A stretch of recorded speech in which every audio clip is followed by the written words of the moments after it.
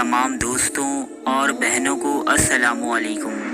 हम आज इस वीडियो में आपको तारीख़ इंसानी में गुजरे चंद ऐसे लोगों के बारे में बताएंगे जिनमें से कुछ अपनी अक्लो ज़हानत तो कुछ अपनी मालो दौलत और कुछ अपने लाओ लश्कर की बुनियाद पर ऐसे गुरूर तकब्बुर में मुब्तला हुए कि इन्होंने अपने पैदा करने वाले यानी खुदा को ही ललकारना या इसकी तज़हीक करना शुरू कर दी। लेकिन बुलंदियों पर विराजमान ये मुतकब्बिर लोग कितनी तेज़ी से पस्ती में जा गिरे और इबरत का निशाना बने इन्हें खुद भी मालूम न हुआ। टैनक्रेडो नेव्स। दोस्तों, ये आदमी ब्राज़ील का इलेक्टेड प्राइम मिनिस्टर था जो खुदा और इसके वजूद पर बिल्कुल भी यकीन नहीं रखता था। ब्राज़ील के शहर रियो डी जनेरो में एक मर्तबा भरे मजमे में इस आदमी ने अपने सिगार का धुआं हवा में उड़ाते हुए कहा था, गॉड दैट्स फॉर यू। दोस्तों, हैरत अंगेज तौर पर टैनक्रेडो नेव्स की मौत लंग्स कैंसर की वजह से हुई। इलेक्शन से कबल टैनक्रेडो ने ये दावा किया था कि वो भारी अक्सरियत से इलेक्शन जीतेगा और मुल्क का सदर बनेगा।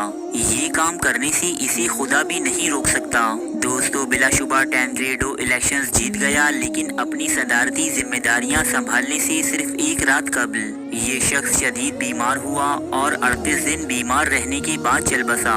यानी अपने गुरूर व तकब्बुर की बिना पर इसे एक दिन भी सदर की कुर्सी पर बैठना नसीब न हो सका। Stephen Hawking. स्टीफन हॉकिंग का शुमार दौरे हाजिर के जीनियस और बड़े साइंसदानों में किया जाता है जिसने ब्लैक होल्स और कायनात की दीगर अजसाम पर मुख्तलिफ मकबूल नज़रियात पेश किए। ताहम दोस्तों, स्टीफन हॉकिंग खुदा के बारे में बात करते हुए इंतहाई गुस्ताखाना लहजा इख्तियार करता था। वो कहता था कि खुदा परियों और जिनों की दास्तानों की तरह महज एक कहानी है जिसका कोई वजूद नहीं। नाऊज़ुबिल्लाह। ये अपनी किताबों में भी खुदा के वजूद को पूरी तरह झुटलाता था। स्टीफन हॉकिंग के नज़दीक ये कायनात किसी खुदा ने नहीं बनाई बल्कि ये अज़ल से ही अपना वजूद रखती है और अपनी शक्लें तब्दील करती रहती है। स्टीफन हॉकिंग एक रात किसी तकरीब में खुदा के वजूद को बड़े ज़ोरों शोर से झुटलाकर वापस आया, लेकिन अगले ही दिन ये अपने कमरे में मुर्दा पाया गया। दोस्तों, खुदा के वजूद से इनकारी इस साइंसदान की ज़िंदगी भी किसी सानहे से कम न थी। ये इलैन मैसन नामी जिस लड़की से मोहब्बत करता था और जो इसकी बीवी थी, पूरी ज़िंदगी अपनी माजूरी की बिना पर इसके जिस्मानी तशद्दुद का निशाना बनता रहा। कभी इसके जिस्म पर जख्मों के निशानात पाए जाते तो कभी होठों पर गहरे कट। दोस्तों, आज खुदा की बाज़ गश्त तो कायनात की हर शय में सुनी जा सकती है, ताहम स्टीफन हॉकिंग का दुनिया में कोई वजूद नहीं। निकू व्लॉग्स। दोस्तों, ये इंडिया के एक मशहूर यूट्यूबर हैं जिन्होंने अपने व्यूअर्स को ये बताने की कोशिश की कि कब्र कोई अजाब की जगह नहीं, अगर इंसान चाहे तो इसी सहूलियात व आसाइश की एक जगह भी बना सकता है। निकू व्लॉग्स ने अपनी इस बात को साबित करने के लिए एक बहुत ही आलीशान और जदीद सहूलियात से आरास्ता कब्र तैयार की जिसमें एसी, पंखे, म्यूजिक सिस्टम और न जाने कौन कौन सी जदीद आलात मौजूद थे। निकू यहाँ अगले 24 घंटे बहुत ही आसानी से गुजारने वाला था, वो भी अपने दोस्त के हमरा। निकू ने बाहर से फूड ऑर्डर किया जिसे कब्र में मौजूद एक पाइप से अंदर भेजा जाना था। ताहम दोस्तों, कुछ ही देर बाद ये इलाका एक अचानक तूफान और मौसलाधार बारिश की जद में आ गया। निकू और इसका दोस्त जो अब तक कब्र और इसको अजाब की जगह समझने वालों का मजाक उड़ा रहे थे, वो खुद एक अजाब में मुब्तला हो चुके थे। कब्र में पानी भरने के बाइस यहाँ मौजूद इलेक्ट्रिसिटी और दीगर आलात ही इनकी जान को खतरा बन चुके थे। निकू के दोस्तों ने बेहद मुश्किल से इन्हें बाहर निकाला और ख़राब तबीयत के बाइस हॉस्पिटल मुंतकिल कर दिया। दोस्तों, उम्मीद है कि अब निकू ये जान चुके होंगे कि कौन से प्रैंक करने हैं और कौन से नहीं। Thomas Andrew. थॉमस एंड्रयू अपने दौर का सबसे बड़ा शिप बिल्डर यानी तस्लीम किया जाता था। ये वही शख्स है दोस्तों जिसने अपने दौर की सबसे मशहूर और अजीमुल जुस्सा बहरी जहाज टाइटैनिक का नक्शा तैयार किया था। थॉमस एंड्रयू का कहना था कि ये अब तक का सबसे मजबूत और महफूज तरीन बहरी जहाज है जिसे खुदा भी समंदर में नहीं डुबो सकता। लेकिन दोस्तों, हुआ बिल्कुल इसकी तवक्कुआत के बरक्स। टाइटैनिक जहाज अपने पहले ही सफर के दौरान बहरी ओकियानूस में तैरते हुए एक बर्फानी तोदे से जा टकराया। मज़कूरा तसादुम के बाइस टाइटैनिक जहाज को शदीद नुकसान पहुंचा और ये 1500 से ज़ायद इंसानी जानों को लेकर समंदर की अता गहराइयों में दफन हो गया। बड़े बड़े बिजनेसमैन, सियासतदान और मशहूर शख्सियात भी इस हादसे का शिकार बने। खुद थॉमस एंड्रयू भी अपने ही बनाए जहाज के साथ समंदर में गर्क हो गया। खुदा को ललकारने वाले इस मुतकब्बिर इंसान की लाश तक लोगों को ना मिल सकी।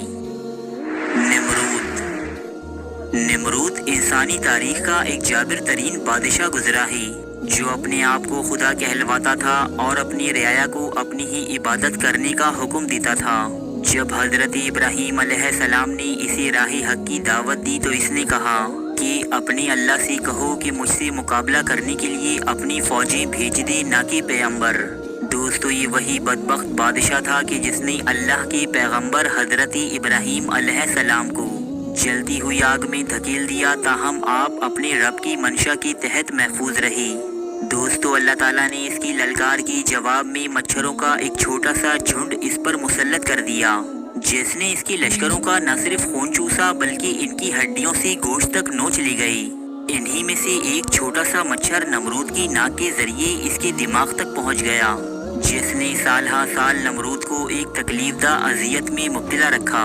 ये जालिम बादशाह अपना सर दीवारों से टकराता और लोगों से कहता कि वो इसके सरों पर जूते मारें, तब जाकर इसके दिमाग को सुकून मिलता।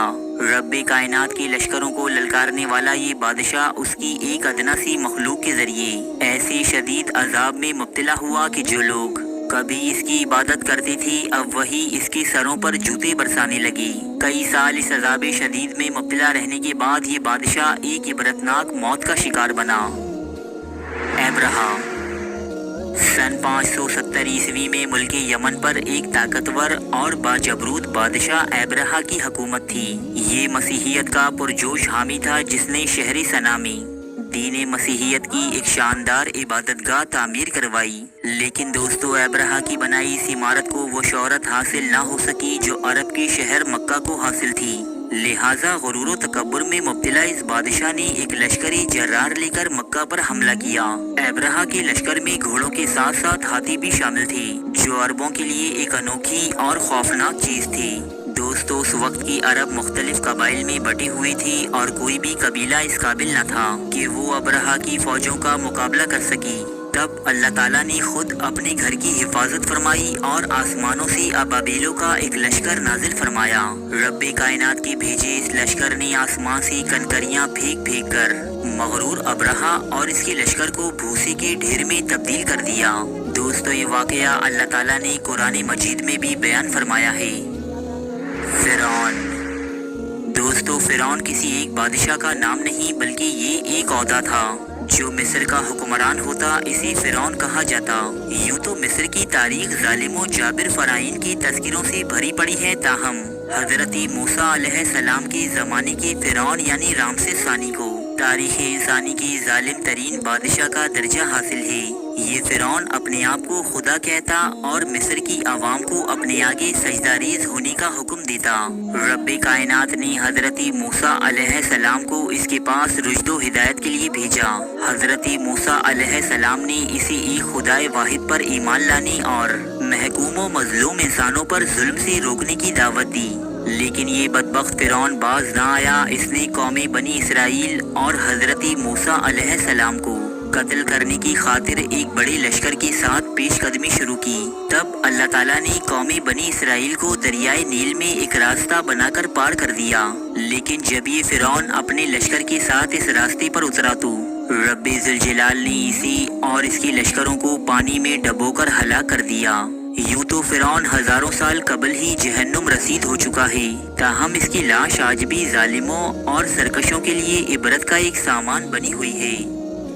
दोस्तों, उम्मीद करता हूँ कि ये वीडियो आपकी मालूमात में इजाफे का बाइस बनी होगी। वाकई अगर ऐसा है तो इसे लाइक और शेयर करना मत भूलिएगा।